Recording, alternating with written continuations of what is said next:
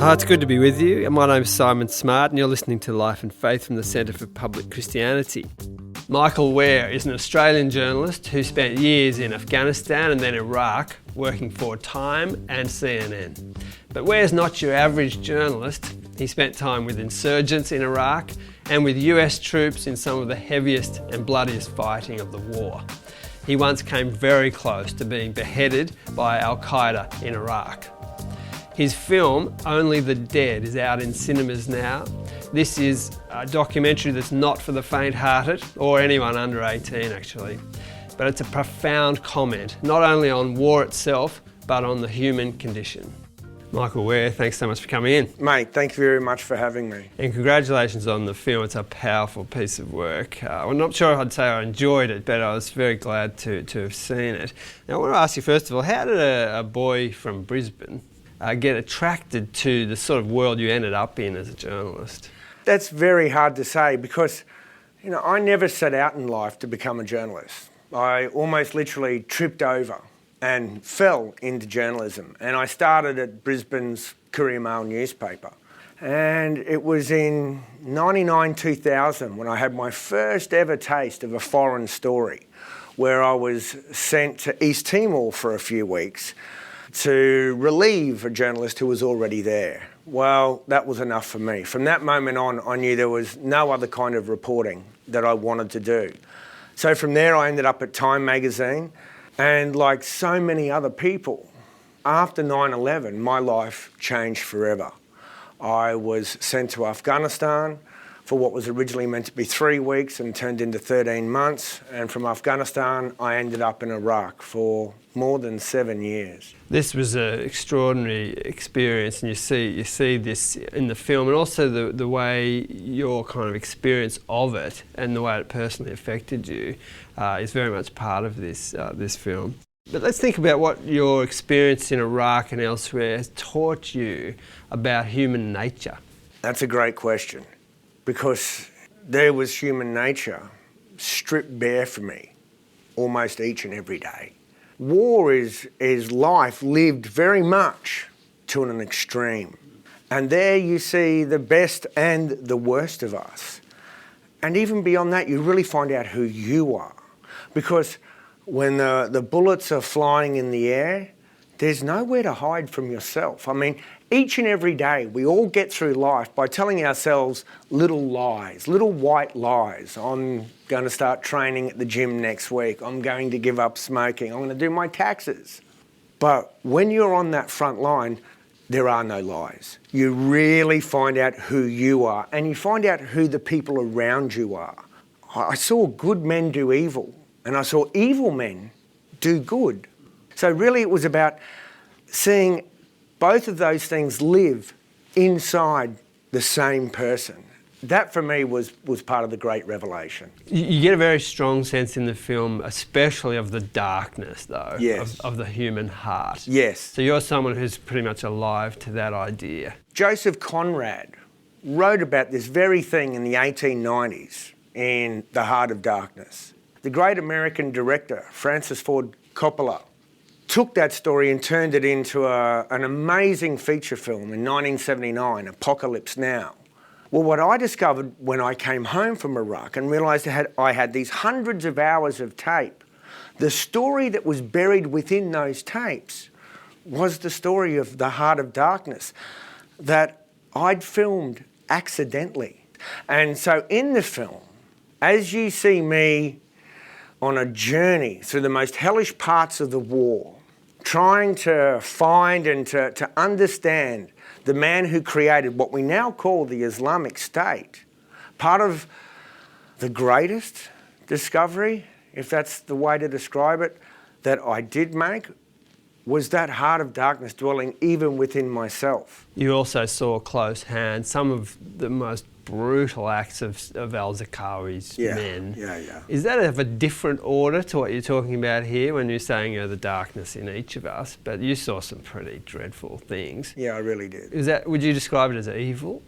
I find terms like true good and pure evil very pejorative terms. Because as I said before, I saw some of the worst people you can imagine to great and small kindnesses to those around them. It turns out Al-Qaeda and the Islamic State are people too, no matter how much it suits us to demonise them. No one is one-dimensional. There was a member of what we now call the Islamic State who I knew before he was sucked into the Islamic State. And once he was in that vicious and barbarous organisation, he did something that saved my life. I also would be able to visit him in his home, and I would bounce his baby boy on my knee, and I would lose hours just playing with his kid. Yet the things that his father eventually came to do are things that I could never countenance, and I will always condemn. But I'll never forget that little boy. It's complex, isn't it? Look, it really, really is. And that's very often what's missing in any discussion of this type of issue, isn't it? It's very hard for people back home to grasp the full complexities of these things. And let's face it, the Middle East is just a sinkhole of complexity. But when we talk about the nature of evil, and obviously this is something that I've delved into a lot since I've come home, you know, I often sit and wonder, did Osama bin Laden wake up every morning and decide that he was going to be evil today? I suspect not. He believed in the righteousness of what he was doing. Absolutists, I find, are the most dangerous people. Yeah. People who cannot be negotiated with, who are so convinced, so blindly convinced of the righteousness of their own thoughts or their own path that nothing else can come into their consideration. They are truly dangerous people. They're the ones who lose their humanity, for whom it's most at risk. Yes, and that can work in every different direction, can't it? Oh, look, Yeah. it could be, you know, Islamic extremists. It can be political ideologues. Heck, it can even be Democrats, you know, pure, hardcore promoters of democracy. If they're that blinkered in their vision of it, then they too can do great and terrible things. Now, you had an experience that everyone asks you about, and you probably get tired of talking This about, is the but it's kidnapping. the kidnapping by Al-Qaeda in Iraq. So let's not go into the details of that. People can see the film. But I do want to ask you, after that incredible experience where you were at great risk of literally being beheaded. Yeah, they were about to behead me right there, and they were going to film my beheading with my own camera that they'd wrenched from my hands. Now, I want to suggest that many of us might have at that point said, I've had I'm enough going to of this. retire her. I'm going home. Yeah. And you wouldn't be thought of as No, a wimp. no. What makes you stay?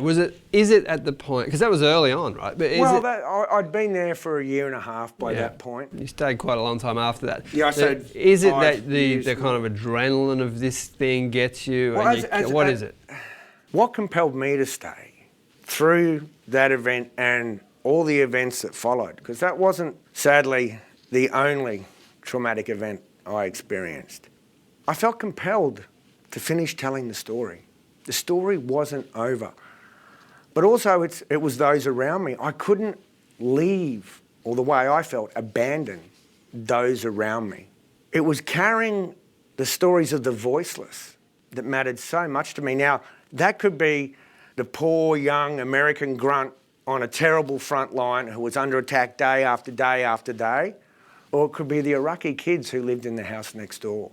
I was fixed in Iraq by that compulsion to finish the story. If you've just joined us, you're listening to Life and Faith from the Centre for Public Christianity. I want to ask you about religion and violence. Would you be someone who says, yes, religion causes violence? I mean, No, people cause violence. So how do you respond to that type of statement, though? Well, I think that's very black and white, a very monochrome view of human nature and of religion itself. It's not religion that causes violence, it's what people do in the name of those religions. And we've seen that throughout world history. Yep. Religions that preach of peace can still be intoned in the name of war. It's not religion that starts wars, it's we who do that. And presumably you've met many very religious people who are peaceful, not violent. Yeah, of course, we all have, right? I mean, Yeah. that's the vast majority, isn't it, of religious people? Isn't it only micro percentages of people of faith who are these violent extremists, whatever that religion may be. I mean, there's been awful things done throughout history in the name of religion, but by no means does that define those religious beliefs. No.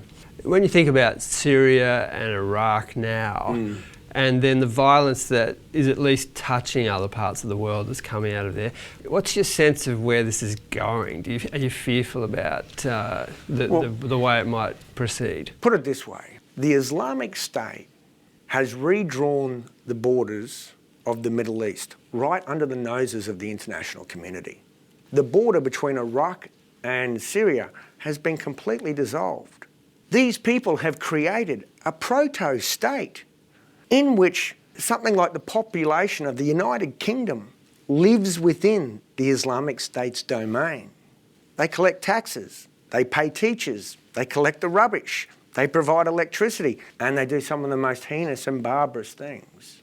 The Islamic State, unfortunately, is something that we're going to have to learn to live with in one form or another for some time to come, because this is a generational war, this is a generational conflict, both with bombs and bullets and in terms of ideas. In the film, Michael, you make a big point of a shift that you sensed within yourself. What was the nature of that shift, and why do you think it occurred? I guess in one sense, looking back, it was like drips of water, bit by bit, a little bit day by day, I was changing. But even during the war, even over those years, there were certain periods where I had moments of self-realisation where even I could see the things inside me had been shifting. But a lot of that has to do with being in war. It's trite to say, but war changes you. That place you have to go as a soldier or even just as a civilian trying to survive amongst the bloodshed, that place you have to go in your head and your heart is a very tough and often dark place indeed, particularly for the soldiers, particularly for the combatants. I mean, it's kill or be killed. It's no small thing to take a life. It's no small thing to lose a brother beside you. It really does change you. And, you know, for me, there was a certain point during the Battle of Fallujah where it was brought into stark focus that I no longer cared about dying myself. By the time we get to the end of the film and you see where eventually I've landed as a human being, I'd become so desensitised to the suffering of others that it was very hard for me to hang on to my own humanity. I mean, there's an incident where I'm trying to film these American soldiers and to capture their indifference to a man's suffering. Yet at the same time, I suddenly realised I'd become as indifferent as those soldiers whose indifference I was trying to film. Is this film an attempt to kind of almost seek a kind of forgiveness or a confession? Or some sort of redemption? Yeah, I was going to say it's not quite a redemption. I guess obviously in part it is confession. I mean, I'm often asked if I have any regrets from things I did or didn't do during the war. And the short answer to that is no. But I will tell you this, that all those things that I did and all those things that I didn't do come with a cost. And I'm still paying those costs. And I always will. There's an incredible honesty in the film. How have you found people react to it generally? While we were making it, we thought that perhaps it could be very polarising, that people could judge either me or the film itself or the people you see in the film. But it has been humbling to have audience after audience in different countries take away the greater meaning and to leave the cinema asking themselves all these questions. I've just been honoured. Well, it's not surprising that people have had that reaction. It's an amazing piece of work. Congratulations on it, and thanks so much for talking. Oh, mate, look, it was my great pleasure. Thank you. Thanks, Michael. Cheers. You've been listening to Life and Faith from the Centre for Public Christianity. For more on this topic and many more, go to publicchristianity.org.